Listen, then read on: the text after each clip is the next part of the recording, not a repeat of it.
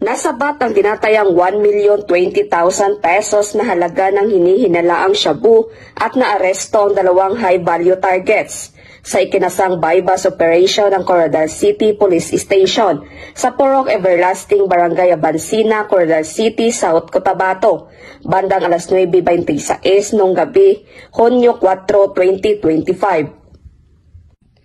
Kinilala ng Coronadal City Police Station ang mga naaresto na sina alias Panoy, 37 anyos, at alias Boboy, 49 anyos, na kapwa residente ng Coronadal City, South Cotabato.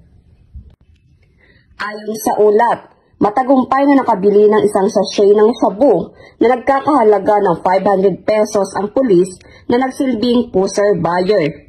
Matapos ito, nasamsam pa mula sa mga sospek ang isang 500 peso bill bilang marked money, 3 jumbo packs ng hinihinalaang shabu na may tinatayang timbang na 150 gramo at may standard drug price na 1,020,000 pesos. Ang mga sospek ay nasa kustodiya ng Coronadal City Police Station at sasampahan ng kasong paglabag sa Section 5 at 11 ng RA 9165. Ang matagumpay na operasyong ito ay patunay ng tuloy-tuloy na kampanya ng PNP laban sa droga, katuwang ang komunidad sa pagtataguyod ng isang bagong Pilipinas, mapayapa, ligtas at walang lugar para sa kriminalidad.